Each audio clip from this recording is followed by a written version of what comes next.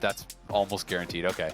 So makes sense. You go towards the Gragas. You don't want to be laning up against that GP. Yes, this could be a Gragas flex down somewhere else, but with the GP ban, I really am thinking that this is just blind pick top and mid right off the bat. Yeah, I mean, these are very comfortable champions. I think if FakeGod is thinking, like, I don't want to, like, 1v1 Alphari and pick a more volatile matchup, Gragas seems like a perfectly good option here, and he can be a bit more aggressive build-wise depending on how you want to go. And Soligo is easily, is easily Soligo's most comfortable champion. It's his most played champion throughout Academy and probably in the LCS as well in the few games he had before starting in the LCS for this season. So certainly wanting to make sure that the new faces on Dignitas feel comfortable, which I think is very sensible. Udyr and Renekton though very powerful in just about any comp. Jensen looks like he's going to go back to Orianna as well, so a very classic mid lane matchup. That's an Annie. Probably not going to pick it though, but we'll see. Thanks Jensen for that one, but it is going to be Orianna. It's what he's been spamming in solo queue, so I think a lot of people are kind of being like, oh, is he going to play Annie? Is he just trolling? Does he actually like Annie? When's it coming out? So I think he's kind of baiting people a little bit. But I will say, if Dignitas doesn't have some sort of surprising stuff for their top lane here, then their draft is not good. And I mean, if they are going to be flexing the Gragas down to bot lane and they've now baited out this Renekton to get a Quinn, hey, I like it. I'm with it. But if you are actually blind picking both your solo lanes on red side and then giving counterpick for both solo lanes over to Jensen and Alphari without some sort of really smart plan that is going to smash something on the map, I feel like Dignitas have already absolutely thrown away the draft. You know, they have got to have an incredible bot lane 2v2 that TL isn't expecting, or some amazing jungle pick for Dardoch that is going to run over the game. Because at this point, I already feel like no matter what TL does with their last two picks, they're so far ahead as far as the drafting, because generally speaking, most pros will tell you that Orianna counters Azir, or at the very least has a winning matchup, is very comfortable there. Jensen has a good career win rate against the Azir in the Orianna matchup. We were actually just looking at this yesterday. And I think Alphari is going to be really happy playing the Renekton into the Gragas. So, you know, Udyr has already been picked up from Santorin. It doesn't feel very abusable by many jungle matchups. So, interested to see what Dignitas have here. Yeah, Senna going to be banned. I mean, I think sensible. She's still very powerful, even though Team Liquid didn't lose on the champion yesterday.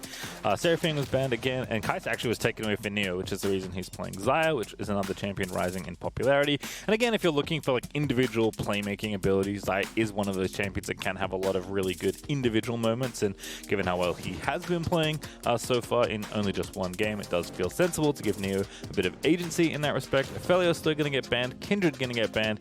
Probably another carry jungler here, because like you're kind of saying, it does feel like Dignitas painted themselves into a corner in draft already, and kind of like Dardoch or some really surprising 2v2 has to bail them out here.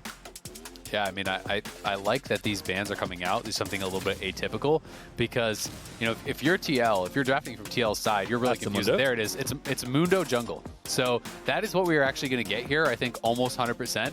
Mundo jungle is actually quite strong, I think, on this patch. Has a very good clear, is a pretty powerful tank in the mid game.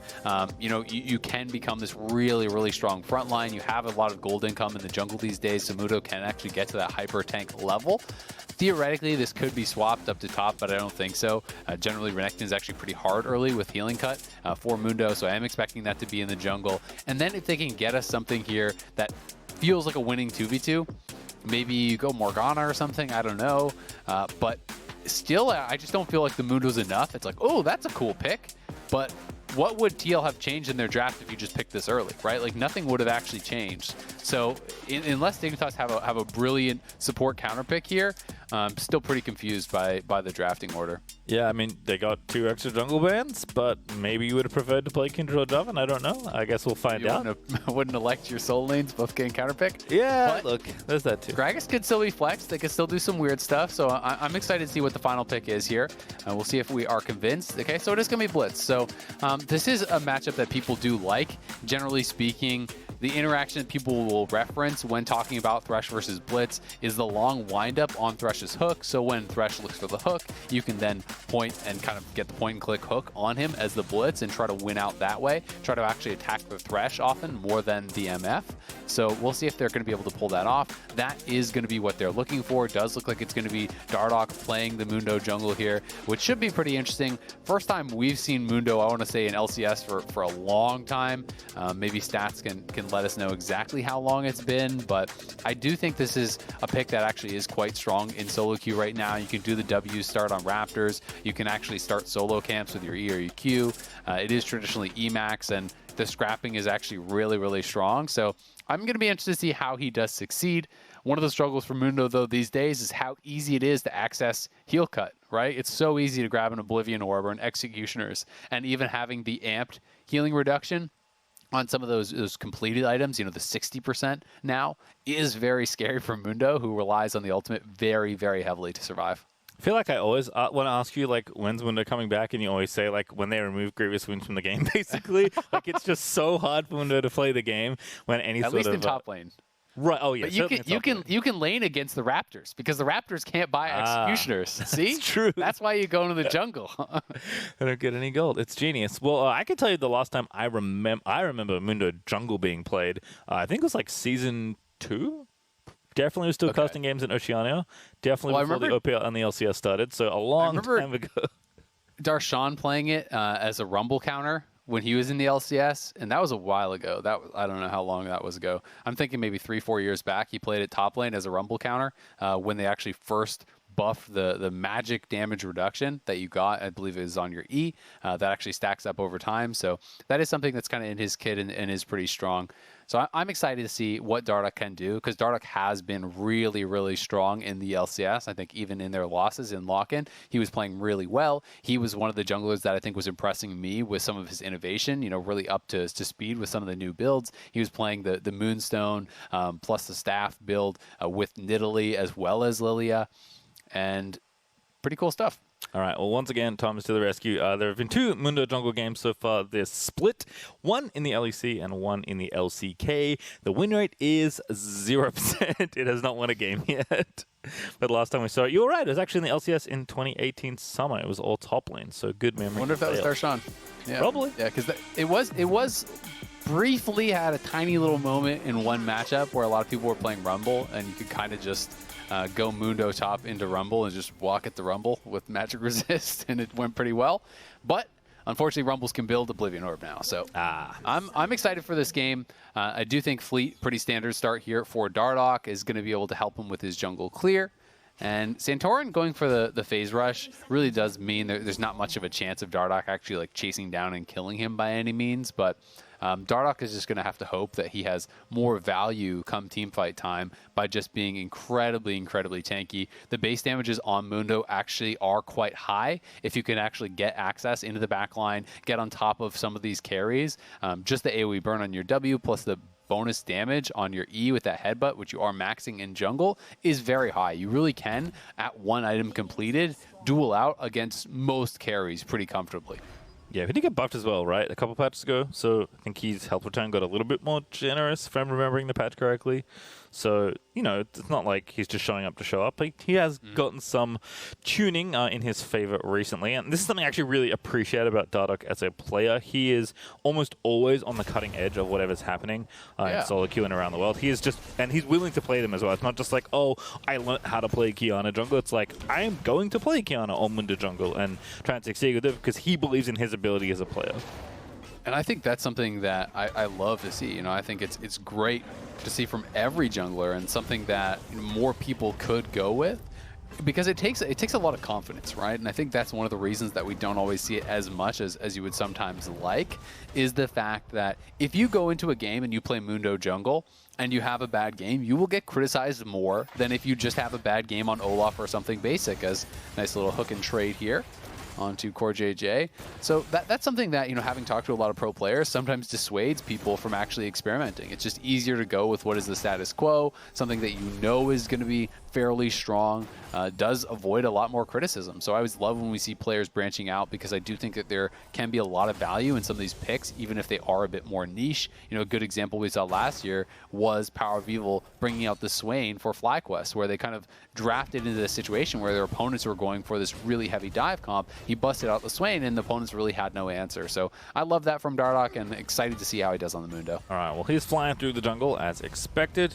upper camp on Santorin right now and is actually going to take a recall as Santorin is finishing clearing the rest of his jungle. Looks like Santorin is going to full clear. I think Dardoch left one camp up if my eyes are working, so pretty efficient on both sides here. Curious to see kind of what else happens, but I imagine if again my legacy jungle Mundo knowledge is holding, you do a lot of farming and sometimes you walk in a lane and throw cleavers at people. That's about it on the lane pressure front. Yeah, it's not exactly the most powerful ganks. You know, not very scary. If your opponents over push, right? If they're far up in the lane, then yeah, you can kind of just like walk behind them and chase them down. But it's going to require some sort of gank assist to really set that up, generally speaking, because people are going to be tracking him. Santorin looking for scuttle to scuttle.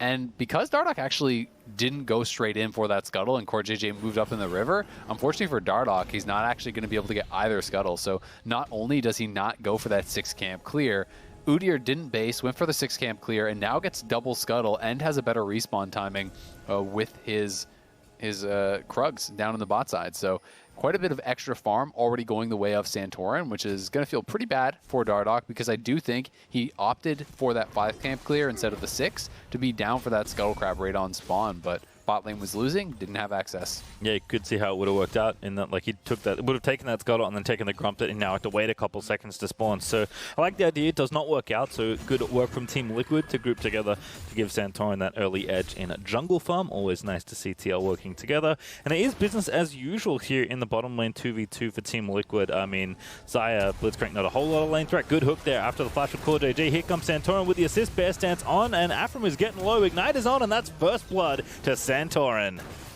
Things already going so bad down in that bot lane.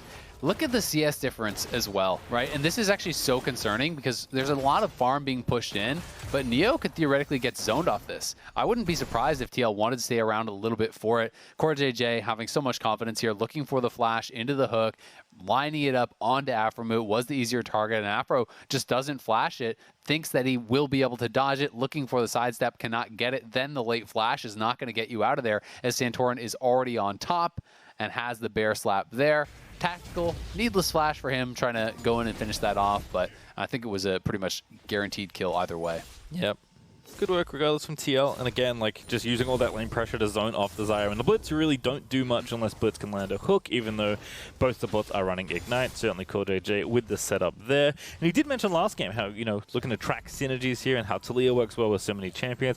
I might have to start tracking Udyr and Thresh because Team Liquid certainly play a lot of that combination, but giving Udyr a move block, which is something every champion desperately wants, very helpful for the champion that otherwise just runs very quickly. Can be a really nice combo for sure, but things already looking so good for TL. I mean, you look at the gold lead, they're nearing a 1.5k, now 1.5k gold lead, 5 minutes in, it's just insane.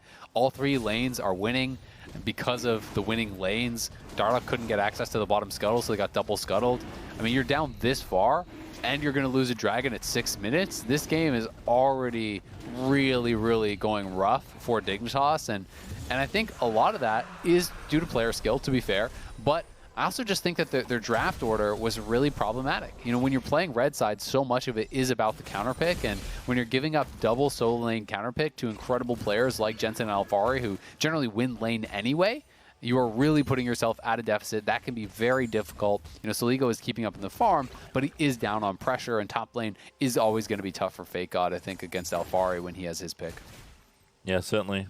I mean, even having to, you know, take this bottom lane, I mean, I guess you got counter pick here for your support, but pressure-wise it does just feel like this MF is doing a little bit more, which maybe is something to do with the draft order, because again, I think Dig definitely showed that they wanted to prioritize keeping their newer players comfortable rather than anything else and give their veterans, you know, the option to counterpick, just because, like, not because I think they demand a counterpick necessarily as Jensen steals the enemy blue buff, but because they just, like, want to make sure that the new players who may be nervous playing such a strong opponent in one of their early stage games, you know, just want to feel comfortable, which I can understand as well. But it does create, as you're mentioning, some, like, strategic imbalances that Team Liquid are going to take advantage of. And I think that they could have pulled off a similar thing without blind picking their solos. That's mainly my issue, right? You know, Udyr got first pick. You could actually just pick in your first round your Mundo and then at least save one of your solo lanes for later to maybe get them in a bit of a better situation. As we can see, that mid lane pressure, the jungle pressure is building up, resulting in that blue buff steal. And it looks like there is a bit of an invade, or at least a threat of an invade from Dignitas up on that top side, as Alphari right now is freezing. So FakeGod is actually taking the time to look for this Udyr. But it doesn't look like much is going to happen here, and Jensen should be able to push out mid with his blue buff, then go over and help support Santorin to take this. So I like the fact that Dignitas are taking a swing with these kind of off-meta things, right? You know, that's what I want to see from a team that is the underdog. You know, go for the Blitzcrank, go for the Mundo, by all means. But the order in which you pick them is obviously very important too. All right, well, Rift Child going to be started here. CoreJJ and Tactical roaming up to mid, so Team Liquid just transferring all their power, overloading the top half of the map to make sure Santorin is well covered. Dardoch is here, but he can't do anything on his own. It's a 1v3 right now.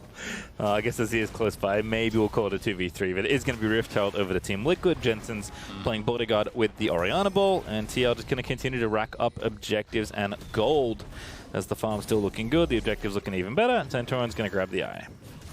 And with Jensen having his blue buff, he's going to have perma push. He can just spam out his spells non-stop against Soligo, try to keep the Azir under his tower. Even if Soligo farms well, he won't be able to move to actually support his jungler. And there's even that second blue buff. I'm not sure if Santorin is actually going to take this. He does take the blue buff for himself. I was wondering if they would just give back-to-back blues towards Jensen to really keep Soligo locked under his tower, but will be taken here by Santorin. He's moving up to the top side, and they're looking for the dive here. Alphari gonna set it all up. Good ulti there from FakeGod, but he's stunned already. It's just not gonna matter. FakeGod actually maybe A-OK. Great flash for Santorin, but the slow is even better. FakeGod, he finds the outplay, and Santorin dies under the enemy tower. Oh, Santorin, man. The dive was over. He goes in, and FakeGod just bops him on the head and takes him down. That was a big overforce. The initial play, I think, is great, but when he actually gets away, it looked like the dive was completely over. I didn't really see an angle for them to kill, so they move in here, pop the ult as we're going to go back to live, as I assume something must be breaking out. Dardoch's here, and he's going to get scooped in by Soligo. Good lantern though there for Jensen, and Aphromoo here, but not in time for the hook, so the play in mid will dissipate. But nice little counterpunch there from Dignitas. Getting that kill on the top side keeps FakeGod in it. He was falling pretty far behind in the farm. And if he did go down on that wave, he would have lost all the farm. More gold would have been in the pockets of TL, who would be very, very far behind. So it was a great play from him. But definitely think Santorin didn't need to chase after the initial disengage because he was still in tower range. And when you pull aggro on that tower, you're already very low. The tower's already heated up. Grasp and the W makes FakeGod pretty darn tanky, and he is going for a pure tank build here. Early Bramble, likely going to be going into Sunfire. Could be going for the Iceborne also here, but it is going to be a tank Gragas. Yep. No comment, which basically means no AP Gragas, but we have seen lots of different Gragas. Oh, good hook there, Aphromoo on target, but that's the best friend that Santorin was missing in the top lane play. It's CoreJJ lantern Santorin back to safety. 25 seconds until the Mountain Drake is up, so I can see why TL are wanting to make sure they keep their pressure going here on the bottom side of the map. And I think he's just going to save his Herald at this point. You know, I think had they gotten that kill off on the top side, he might have just dropped Herald immediately, but now it feels like he just wants to have the Herald right as the Dragon is going to come up. He could drop that Herald mid lane even, just create additional pressure, guarantee that they are taking this. But this is a huge amount of time he has spent here. It almost feels like he could have just gone topside, farmed those two camps, then come down for this. And it really is indicating how much of an emphasis they want to have on this Dragon. They don't want Dignitas to even be able to get in for a single ward. And that is why he is dedicating his time here. You know, it's obviously about denying the vision more than it is about just pure efficiency. So it does pay off. They have that second Dragon. This is a very early second Dragon, and they are on track for a really, really fast soul here. On about 20 minutes, 21 minutes would be the pace if they can take them all on spawn. And it is going to be a Cloud Soul, which I actually think is quite good for a lot of the members of the team. The Udyr, it's very nice. For Renekton, it's incredibly nice to have that move speed, and hook comes in, but CoreJJ does not have tower aggro, so it's not going to be much, but they're getting TP'd on now. Yeah, Neil also getting a lock up there, so buying a bit of time for this TP to come in. FakeGod's in, Soligo's in as well. Santorin going to be the first target. but it's getting poked down. Ulti there's going to split the uprights as Dardoch almost was there ready with the alley-oop cleaver, but the good hook there for CoreJJ on the other side is going to give Tactical that first kill, and now Team Liquid just running rampant in the fight, but the turnaround is maybe there. Near with a great ulti to get out from under the shockwave, and Dardoch is going to kill Alphari at the end of it all. He's going to actually grab the double kills. The cleavers keep coming in. Aphromoo looking for the follow-up hook. Surely he's there ready with the manaless Tactical, but FakeGod's going to ride in with the body slam instead. The hook still not coming, but the cleavers keep hitting. Dardoch has them for days and days as Tactical and CoreJJ under their own tower are going to get killed as Core into the zone as he goes, but the last barrel's almost enough to pick up the kill, and surely they get this one as well. Dignitas just need a little bit more damage as Aphromoo is going to line up the hook. Misses. All right, who's the next one? FakeGod, your turn. Just gotta wait for the minions and then walk it in for the easy kill here. They want to give it to Neo is what they're trying to do, and they do give it to Neo on the pullback. Nice. That is huge for Dignitas. And as much of a meme as it's going to sound like, Dardoch actually had great cleaver accuracy during all of that. He was hitting so many cleavers. Mundo Dodgeball champion. Yeah, this guy has been practicing his 1v1s in the pit, gets 3 straight kills there, and Mundo with a lead can get pretty difficult to deal with. He can really just outstat you, run you down with the ultimate. So here was the initial play, and despite the fact that CoreJJ didn't actually have aggro on the turret, all the chip damage that Aphromoo and Neo got did end up mattering as the double TP comes in, double TPs are responded to, but Dardoch's actually in a nice flank position here. And then the Lantern gets taken by Tactical, so Santorin was kind of caught out. It looks like TL is going to be able to turn, but a multi-man route there from Neo, then ults out to actually avoid Jensen's shockwave. This is great team fighting here from Neo, and TL getting overconfident, losing track of where those Xayah feathers were. Multiple cleavers here landed in a row by Dardoch, softening up Tactical, allowing him to get chased down as he can eventually pick up this kill. And then we did see the continuation of the dive here as CoreJJ eventually got corralled and taken down by Neo, who's going to be able to get even more gold in his pockets. And this is exactly the kind of thing you want to see if you are a Dignitas fan. Back-to-back days, Neo showing up for the team. They lost the laning phase. Yes, he's way down in farm, but that was some great team fighting. And now with that gold in his pockets, he's back to parity here with Tactical. Yeah, and sometimes you have to wonder if Core just maybe should have given the kill to FakeGod, right? He shielded himself, which actually was what ended up giving Neo the kill, because that Gragas Q didn't kill him, but he was dead regardless. I think ultimately it doesn't really matter who gets a little bit of extra gold, and Dardoch is of course the big winner of that team fight. As I'm reminded watching that replay that Mundo Cleaver sound, especially this skin, is like one of the most satisfying pieces of sound design in this game. It's so funny to just watch that ability hit people, and Dardoch is at it again. He's ready with the chem tank, so was the Udyr to be fair, but Team Liquid are going to try and take this Rift Herald. Aphromoo and Dardoch though got something to say as the cleavers ran in onto poor old Shirley. Looks like they're going to take it. Leash though, and yeah, I think they can go for it. The patience is getting low, but looks like they won't reset it, and they will be able to take it down here. Nicely done there by Dignitas as Alphari stayed down on that bottom side. That was the main difference, as both top laners actually didn't have their TP, but it's of questionable worth, right? You know, when you actually roam your top laner up towards that and you give solo tower gold over towards Alphari, like look how rich Alphari is right now. He's already 40 CS up, and then you just gave him first tower solo. And this is a post 14-minute Rift Herald, by the way. So this was actually a really bad play for Dignitas as far as the gold swing there, because the expected value is just some damage on a tower now. There's not even turret plates to actually, you know, get some of that gold back that was just given over to Alphari. And the real worry is just if Alphari now has so much gold in his pockets that he gets to this point where he's just running you over in the 1v1, running you over in the team fight.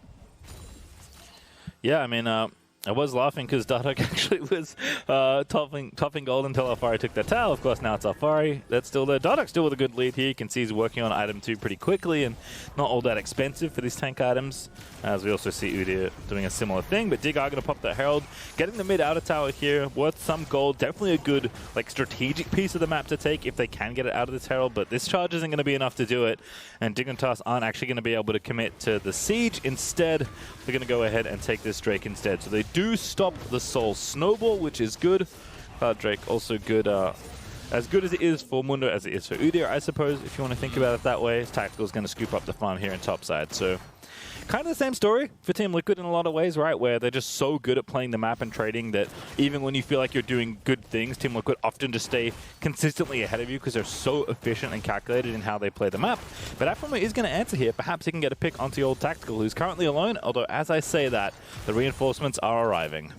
Yeah, and you should be able to know that. I think as Dignitas, the fact that he was not scared at all when Aphromoo was walking towards him is a bit of a tell that there's probably someone in the area that is going to be supporting him there. Also does have the Gale Force to potentially try to dodge out. You can see he's gone for the very early Last Whisper here, which I think makes a lot of sense when you can see both the build for FakeGod as well as Dardoch. Those are the main people you're going to be hitting, and they already have a lot of armor purchased up. With the Moon Pants there on Dardoch, he's going to be going likely towards a Stone Plate second, or excuse me, Deadman's second here for additional move speed. Has the Chem Tank for more move speed, so you pop the ulti, that gives you move speed. You pop that Chem Tank, and you have the flat move speed there from the Deadman's, and it can be really, really strong. That's not the official name of the item, but I kind of want a petition to change it. Moon Pants is excellent. Yeah. I know it's something with moon and their pants. So Winged Moon Plate, I believe. But yeah, Moon Pants is just much not better. as good of a name as Moon Pants. I'm feeling pretty good about that now. I agree. We're aligned. As Soligo going to scoop up the minions here in mid. Just some back and forth here. Drake not up for 3.5 minutes or so, so it's just going to be some jostling for position. Team Liquid, though, up in towers, 2-0. FakeGod's going to try and get some damage done here, but hitting this seems a little bit risky. Does demolish it. Yeah. Going to drink and get the passive, but Alphari just starting to get in there, and FakeGod just can't run anywhere. I mean, Dardoch's down here. Alphari's maybe afraid of like someone popping out because like surely he wouldn't take this much damage with no one else around. But you've always got to be careful about your AoE burn, right? When you have Sunfire and these types of items, or even the Bramble, like you can just attack him and then trigger the Bramble, and then that return damage makes your tower hit him, right? Which is what I actually think happened there for FakeGod. You know, maybe he wasn't taking that into consideration, but obviously taking the 2 tower shots there, not the biggest deal, but could have been problematic had Dardoch not been around. Well, Sheen actually for Neo, which is kind of cool, but after that Kraken Slayer, Alphari getting back in. FakeGod again, still taking too much damage. Alphari ready with the ulti and the flash, but FakeGod's continuing to kind of play this game, but I don't think Alphari's going to take the bait anymore. That Q's going to miss thanks to the bot back of the belly slam. Oh, ulti puts him forward. That was the wrong damage boost. As Alphari now in front of the old minion wave, as FakeGod's going to have to dip away. Procking happy hour as many times as he can, but it is enough for now to keep Gragas alive. Yeah, he has enough of an ability to kite, right? Your Q slows, the W has a little mini bump. That is going to get some distance for yourself, the ultimate for self-heal. You know, you have the body slam as well. So there's a lot of ways that Gragas can actually create space, and he is very difficult to take down. And Soligo may get chased down here. Good ulti, but does get stunned. Still no follow-up there, thanks to the Emperor's Divide creating a bit of extra terrain. The Team Liquid, good attempt, but do not kill Azir. But getting the ulti for very little cost, still a pretty good attempt in the top lane. Yeah, it is obviously worth going for that type of play, but Soligo, intelligent, kited back. Had he been a little bit later on that ultimate coming through, I think that Jensen may have been able to get the shockwave positioning, and if he actually could have got the ball a little bit closer and pulled him back in that bear stun, that likely would be a kill, or at the very least a flash. So they're going to be pretty happy that it did just call them that ultimate. But again, gold graph here, you can see TL on the rise once more. There is that dip after that fight in the bot lane where Dignitas did win out big time, the 3 kills all going the way of Dardoch, but since then it has slowed down, and TL again is just playing the map better, is laning better. I mean, look at the CS differences, especially in the solo lanes here. You're up about 35, 36 CS for Jensen. The top lane is an enormous amount now in the favor of Alphari, a good 60 CS in his advantage. So, you know, they just farm better. They play the map better. They have their players in the right place at the right time, collecting waves, you know, managing whether they want to slow push, to freeze, to absolutely hard shove for a reset. TL is very good at these little things, and it allows them to create advantages even when there's not action on the map. Feels like the list could just go on. They got good KDAs, they're worth more fantasy points, you know, built differently. Yeah, great coach. It's just all there. And TL, I mean, it's one of the reasons they've been a constant threat for the title for so long now, actually, in the LCS. Long has the fourth memes passed. The tactical is going to be forced to flash the Afro hook, which was on target. Dardoch is also being an absolute nuisance here around the back of the tower. Mundo's poke is not irrelevant in any sort of siege, but the real prize does seem to be this Cloud Drake, although teams are going to make sure they keep control of mid as well. But again, TL is playing the side lanes, right? They already pushed out bot. Jensen shoved that up quite a bit. Alphari's going straight to the tower. So even if Dignitas gets this, TL are going to get more gold off of it. And it is going to be a TP for the play. They actually want to contest, but are they too late? They jumped on Neo. Jensen stole it. Stolen. I don't know how that happened, but we've got to fight in this mid lane, so we'll have to check that out in just a moment. Dardoch taking some damage, but Neo getting low. Does not burn the Ida Summoner or the ulti. So he's A-okay. Santorin was forced to flash by the looks of things, but they were looking to try and burn the Drake there, and Alphari TP'd in, and it was Jensen somehow, as I'm sure we'll see. Shockwave over the wall. I can pretty much guarantee. I mean, that's the only way, right? Yeah, has to be Shockwave over the wall. And if that is the case, that's something that can be avoided by simply pulling the dragon out of the pit, right? You know, you actually leash it back. You take the extra time to do that. And, you know, in this case, we'll get a replay of that, I'm sure, and we'll be able to check in if that's exactly what happened. But, you know, you can get out comboed by an Orianna as a jungler. You know, the Shockwave with the WQ is going to do more damage than your Smite is, but you can make him come into the pit, right? And I'm going to assume that Dardoch just didn't pull it out, right? And this is something that's just one of those mental errors that he's probably not really thinking about it, not really worrying about that potential Shockwave. The Smite looked like it brought it down to 41 HP, so very close, but Jensen gets it. And yes, maybe that's a low chance for Jensen, but Dardoch should have just pulled that out of the pit, and it never would have happened. All right. Yeah. I mean, Dardoch saw the ball, so he knew it was a possibility, but it's a big deal, too, because now they're at Soul Point. Yep.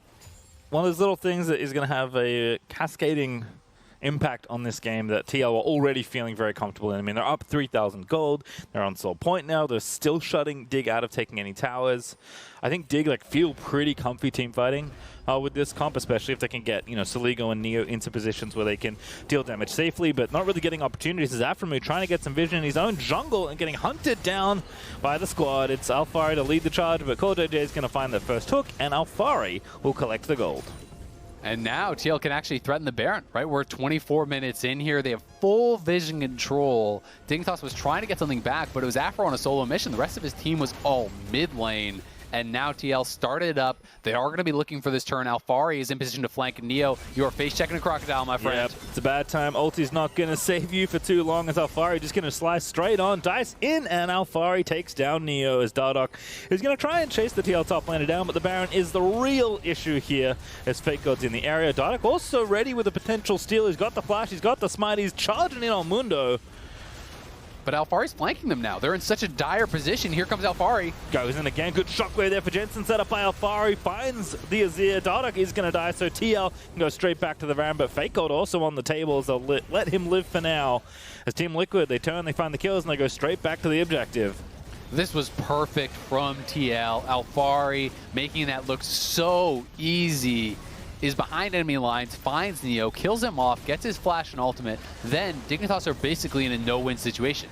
You either chase Alphari across the whole map and the Baron dies for free, or you stop chasing him, you go to contest the Baron, and guess what? Alphari is behind you. He's on the flank already from his previous positioning. Alphari makes the pincer play happen. Flash, stun, Shockwave comes in over top of that, and TL show you exactly how you want to set up those kind of plays, making it look so easy to get that early game Baron here. They are now at Soul Point. They have the Baron buff, and that will be active during this next Dragon spawn. TL have everything they need to deal this death blow here in about a minute. Yeah, if it wasn't enough already, the Red Bull Baron buff powered Team Liquid, I guess, going to knock down mid here. Aphro did get the mid outer, which is good, but a very, very small consolation given what's about to happen to the rest of Dignitas' current structures. Team Liquid take the mid outer. They're going to take this tier 2 pretty quickly as well. And as you said, in a minute's time, they'll fall back to the Cloud Soul and take that as well. So Dig in a very dire spot here. They're starting to pick up items on their carries. Maybe they can string together a 5v5, but they need to find an actual 5v5 and not find themselves being picked off in their own jungle. As Aphro's going to try and make the play. The Jensen just steps back with the lantern for safety and it's A-okay. Yeah, they're just pressuring them across the map here. FakeGod trying to hold on to this tower. Dardoch moving up. And he's just going to commit to the tower kill. We'll see if they can chase him down, but looks like they feel TL is too close and could respond to that, so they don't want to overcommit. They're just going to have to give up even more, back it up into the base, trying to play full-on defense here. And Santorin now just threatening with the engage here to zone them off and get them yet another turret. They are so far ahead in gold, and when you have your opponents locked in their base like this, as Soligo takes a nasty Q to the face there from MF. You know that they have no vision on the map, right? Which makes it so easy to grab Dragon. Good hook. CoreJJ going to set up Dardoch there. He's going to get killed by Tactical. And now Soligo going in, scoops up 2 with the Emperor's Divide, but now he's getting chased by the rest of Team Liquid. Santorin, of course, first to the party, as Alphari is going to be on a killing spree as he takes down Soligo. Shockwave for Jensen. Hook for CoreJJ. Could be a twofer, as a double kill for Alphari is going to come through. And now FakeGod, the next target, is Alphari going to try and finish him off. And indeed, 45 seconds with the Baron up. Aphromoo going to get stunned up in front of his own fountain. And Team Liquid actually need to kill another inhibitor because, you know, might as well. But instead, they'll turn back on. They'll look to take the Nexus down. And Dignitas 2v4. Tactical's dead. 2v4. Going to try and defend this Nexus, but no such luck. Team Liquid bouncing right back after a loss yesterday. Take down Dignitas. Looking really good while they're at it. They had that one fight that went bad for them down on the bottom side, but Dignitas never really got a foot into the game besides that. Team Liquid showing us how once they get a hold of the game, they know how to close out incredibly quickly. The Baron setup was great. Pick on Aphromoo, the flank from Alphari killing off Neo, and then the pincer play when the other 3 members came in. They get the Baron, they end the game in what was a very quick one here. Team Liquid back in their dominant form. Yeah, it's kind of fun to watch how the whole sequence started.